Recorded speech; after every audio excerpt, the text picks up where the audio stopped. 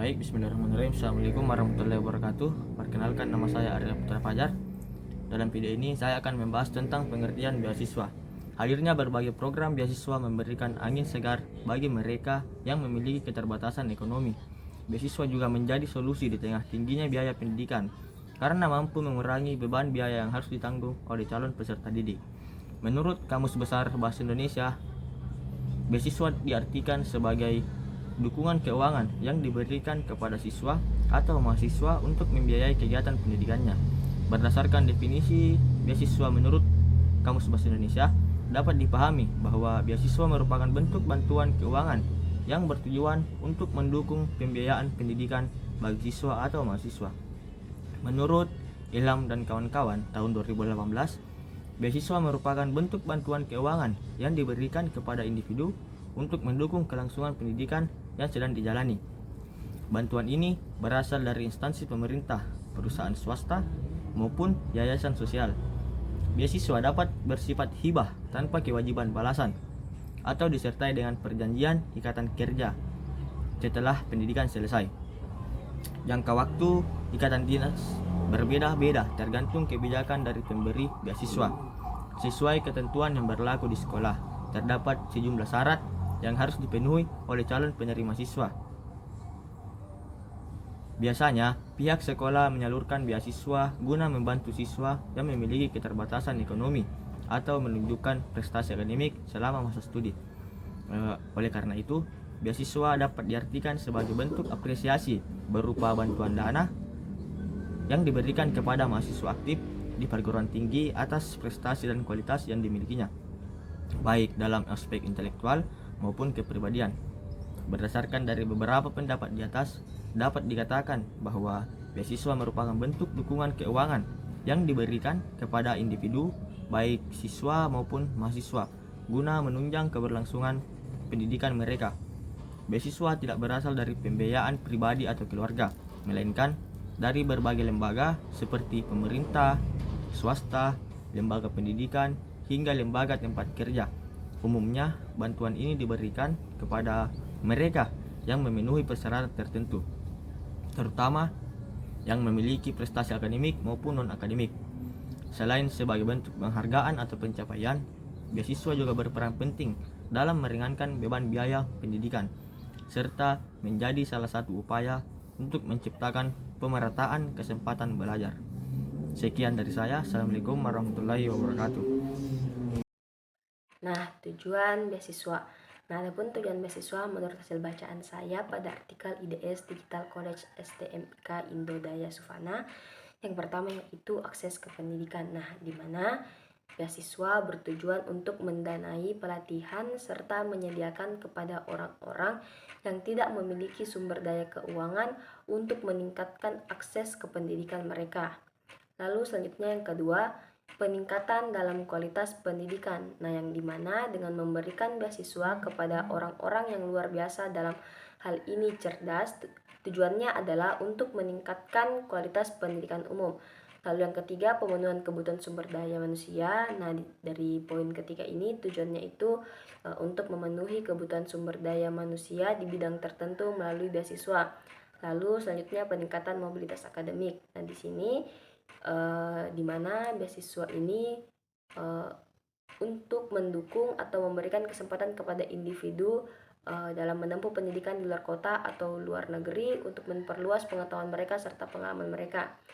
Lalu nilai dan motivasi. Nah, yang dimana di sini beasiswa juga berfungsi sebagai hadiah atau motivasi bagi individu yang mencapai prestasi akademik dan memiliki potensi yang luar biasa. Nah, lalu yang keenam atau yang terakhir dari tujuan beasiswa ini yaitu pengembangan jaringan profesional. Nah, yang dimana beasiswa sering memberikan kesempatan bagi penerima beasiswa untuk membangun jaringan khusus yang luas. Nah, selain dari artikel yang telah saya baca, adapun menurut Rehan dan kawan-kawan 2023, salah satu tujuan memberikan beasiswa itu untuk memotivasi penelitian dan hasil akademik serta meningkatkan akses dan kesempatan belajar bagi individu atau orang yang memiliki potensi akademik tinggi. Lalu selanjutnya yaitu jenis beasiswa. Nah, di sini menurut Hukum Republik Indonesia tahun 2009 dari perspektif perusahaan, Hukum dalam pendidikan pasal 6 bab 2 menyatakan bahwa lembaga pendidikan hukum harus memberikan beasiswa atau dukungan pedagogis kepada warga negara Indonesia atau siswa dengan potensi besar. Nah, seperti beasiswa Sempurna Foundation beasiswa, peningkatan potensi akademik atau PPA, beasiswa Bank Indonesia, dan lebih banyak jenis beasiswa lainnya. Nah, adapun menurut Novianti dan Dermawan tahun 2022, beasiswa dibagi menjadi dua, yaitu beasiswa penuh dan beasiswa parsial, yang dimana beasiswa penuh itu mencakup biaya sponsor yang menawarkan program mahasiswa sepenuhnya, sedangkan beasiswa parsial di sini hanya mencakup biaya hidup serta kebutuhan pendidikan lainnya. Nah, selain itu, menurut Novianti dan Dermawan tahun 2022, berdasarkan bentuknya, beasiswa dibagi menjadi 3 jenis. Yang pertama yaitu beasiswa penghargaan, yang kedua beasiswa bantuan, dan yang ketiga beasiswa atletik. Nah, untuk beasiswa penghargaan, di sini beasiswa di mana ada beasiswa penghargaan sering diberikan kepada siswa dengan lebih banyak keterampilan di bidang akademik. Lalu beasiswa bantuan, untuk beasiswa ini merupakan beasiswa yang biasanya diberikan oleh orang tua atau keluarga yang secara finansial itu lebih dari cukup dengan beberapa persyaratan untuk memberikan bantuan ini. Lalu beasiswa atletik. Nah, beasiswa atletik ini umumnya universitas itu mempekerjakan atlet populer untuk memenangkan beasiswa, dan di mana di sini sejumlah besar atlet yang telah berhasil menyelesaikan pelatihan secara gratis dan dibayar untuk layanan olahraga yang telah mereka capai. Beasiswa sejatinya menjadi jembatan emas bagi mereka yang memiliki keterbatasan ekonomi namun bersemangat tinggi untuk menuntut ilmu. Namun sayangnya tidak semua beasiswa itu sampai ke tangan yang tepat. Fakta di lapangan menunjukkan bahwa masih banyak beasiswa yang jatuh ke tangan mereka yang sebenarnya tidak membutuhkan. Sementara itu siswa yang benar-benar kesulitan ekonomi justru terpinggirkan dan gagal mengakses bantuan tersebut. Mengapa hal ini bisa terjadi? Yang pertama, dikarenakan proses sertifikasi yang tidak memadai. Banyak keputusan penyaluran beasiswa diambil tanpa didukung data yang akurat dan terkini. Di daerah dengan keterbatasan infrastruktur digital, proses sertifikasi menjadi semakin rumit dan rawan kesalahan. Kondisi ini memperbesar peluang yang tidak layak justru terdaftar sebagai penerima. Dan yang kedua itu dominasi relasi pribadi dalam proses seleksi. Hubungan kekerabatan, kedekatan sosial, bahkan intervensi dari tokoh tertentu dapat mempengaruhi siapa yang mendapatkan beasiswa. Akibatnya, prinsip meritokrasi keadilan sosial seringkali dikalahkan oleh praktik nepotisme yang terselubung. Nah, faktor yang ketiga itu kesenjangan dalam akses informasi. Siswa yang tinggal di daerah tertinggal atau di lingkungan yang literasi rendah seringkali tidak mendapatkan informasi tentang peluang beasiswa. Tanpa bimbingan dari sekolah dan keterampilan digital, mereka tertinggal dalam mengakses program bantuan pendidikan. Faktor keempat yaitu ketimpangan antara penilaian akademik dan kondisi ekonomi. Banyak program beasiswa lebih menekankan prestasi akademik sebagai syarat utama tanpa mempertimbangkan latar belakang sosial ekonomi secara mendalam. Hal ini membuat dari keluarga berada memiliki akses pendidikan yang berkualitas, mudah lolos, sementara siswa yang dari keluarga miskin itu tertinggal. Dan faktor kelima yaitu pelaksanaan program yang tidak sesuai pedoman. Dalam praktiknya ada banyak kendala seperti keterlambatan pencairan dana, birokrasi yang rumit, sehingga ketidaksesuaian antara tujuan program dan relasi di lapangan. Akibatnya, efektivitas beasiswa sebagai instrumen pemerataan pendidikan menjadi lemah. Dan faktor yang terakhir yaitu lemahnya evaluasi dan pengawasan. Banyak kasus di mana mahasiswa dari keluarga yang mampu tetap mendapatkan beasiswa karena data yang dimanipulasi atau verifikasi secara ketat. Minimnya kontrol dari pihak berwenang menyebabkan penyimpangan terus terjadi tanpa terkoreksi berarti. Masalah penyaluran beasiswa yang tidak tepat sasaran bukan sekadar soal teknis administrasi, melainkan cerminan dari masalah sistem dalam tata kelola bantuan pendidikan Indonesia. Diperlukan pembenahan menyeluruh melalui sistem seleksi yang transparan, pemerataan akses ekonomi, hingga pengawasan yang ketat dan independen. Hanya dengan sistem yang inklusif, akuntabel, beasiswa dapat benar-benar menjadi alat pemerataan pendidikan yang menjangkau mereka yang benar-benar membutuhkan. Perkenalkan, nama saya Putri Nabila. Selanjutnya saya akan menjelaskan dan memaparkan terkait dampak ketidaktepat sasaran pemberian beasiswa. Nah, ketidaktepat sasaran dalam penyaluran beasiswa ini merupakan persoalan yang sangat krusial dan memiliki dampak yang cukup luas, baik dari segi pendidikan, sosial, maupun ekonomi. Beasiswa sejatinya itu tentu dirancang untuk sebagai bentuk positif yang membuka akses pendidikan bagi mereka yang memiliki keterbatasan ekonomi, namun dan memiliki potensi untuk berkembang. Namun ketika beasiswa diberikan kepada pihak-pihak yang sebenarnya tidak benar-benar membutuhkan, apalagi memiliki ekonomi yang sudah kuat, mungkin penyebabnya karena adanya transparansi seleksi yang menjadikan tujuan mulia dari program ini itu menjadi jauh dari harapan atau manfaat sebenarnya. Nah, ketika proses ini dilakukan tidak menyeluruh, maka peluang siswa yang benar-benar membutuhkan ini tentu akan semakin kecil. Hal ini itu menjadi tentu disayangkan karena beasiswa itu merupakan satu-satunya harapan bagi mereka. Dari sebagian besar siswa Indonesia ini yang memiliki mungkin kebutuhan ekonomi yang kurang mampu untuk dapat melanjutkan pendidikan ke jenjang yang lebih tinggi. Nah, ketika alokasi beasiswa ini ke tangan mereka yang sebenarnya berasal dari keluarga yang latar belakang ekonomi yang kuat, bagus, maka tentu terjadi ketimpangan akses yang semakin melebar. Nah, di satu sisi mereka yang sebenarnya mampu yang mendapatkan beasiswa dan mendapatkan fasilitas, sedangkan di bagian lain siswa yang berjuang di tengah keterbatasan malah terabaikan. Nah, kondisi ini tentu berdampak langsung terhadap peningkatan angka putus sekolah, menurunnya motivasi belajar, serta meningkatnya angka pengangguran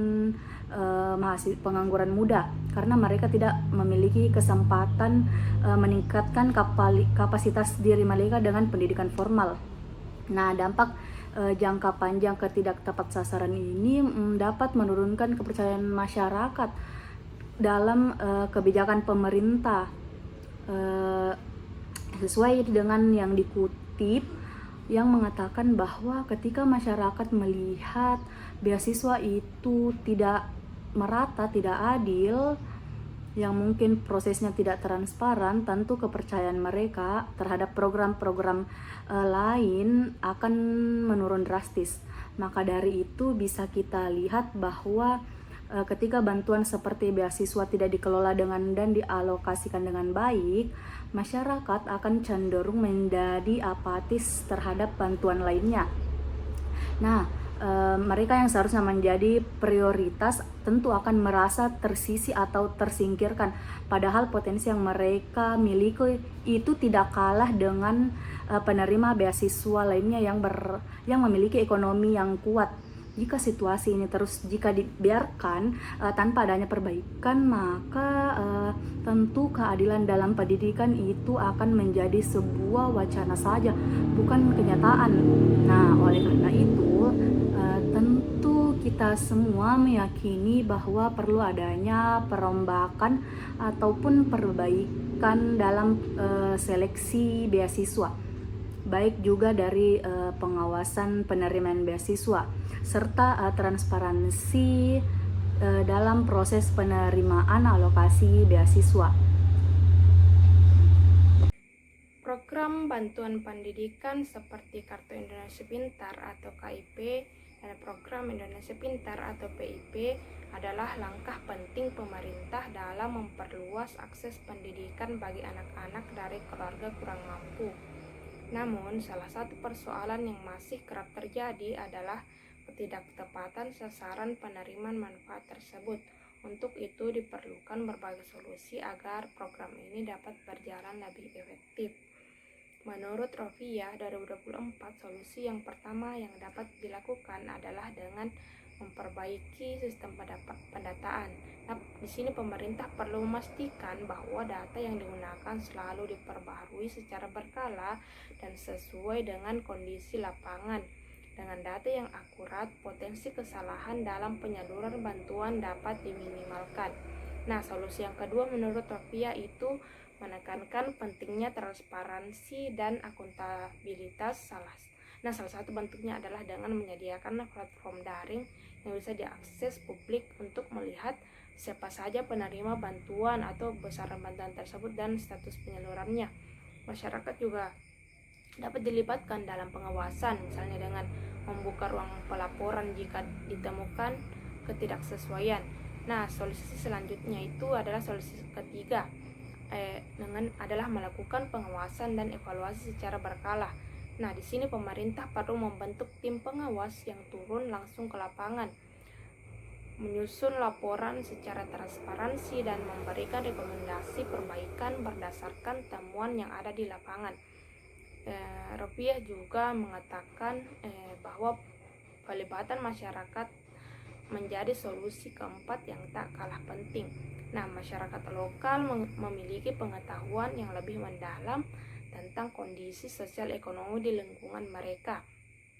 Keterlibatan mereka akan sangat membantu dalam pendataan dan sosialisasi program ini. Selanjutnya itu menurut Setiawan 2024, solusi lainnya itu yang pertama, perbaikan sistem seleksi beasiswa tersebut. Nah, seleksi ini hendaknya mempertimbangkan kebutuhan sosial ekonomi calon penerima, bukan hanya prestasi akademiknya. Selanjutnya, evaluasi program secara rutin juga dilakukan dengan memperhatikan umpan balik dari penerima beasiswa. Selain itu, akses informasi dan kemudahan pendaftaran juga menjadi bagian penting dari solusi, terutama bagi masyarakat di daerah yang terpencil. Selanjutnya itu menurut Dimera, DKK, dan kawan-kawan 2024, solusinya yaitu terletak pada kerjasama antara pemerintah pusat dan daerah. Pemerintah daerah memiliki peran strategis dalam memastikan bantuan benar-benar sampai ke masyarakat. Selain itu, keterlibatan sekolah dan masyarakat juga sangat dibutuhkan dalam proses pelaksanaan, evaluasi, dan pengawasan program. Selanjutnya menurut Dimera juga itu menekankan pentingnya evaluasi berkelanjutan serta penerapan prinsip equality dan equity. Nah, artinya itu pendidikan harus diberikan secara adil dan merata termasuk di daerah perbatasan dan terpencil. Pemerataan pendidikan tidak hanya berarti memberi kesempatan yang sama untuk bersekolah, tetapi juga memastikan setiap anak yang mendapat dukungan untuk mencapai hasil belajar yang maksimal. Dengan menerapkan berbagai solusi ini, diharapkan penyaluran program beasiswa dapat lebih tepat sasaran dan berdampak nyata bagi mereka yang benar-benar membutuhkan. Sinergi antara pemerintah, sekolah, masyarakat, dan lembaga sosial akan sangat menentukan keberhasilan program ini demi masa depan pendidikan yang lebih baik. Sekian dari saya. Wassalamualaikum warahmatullahi wabarakatuh. Damn.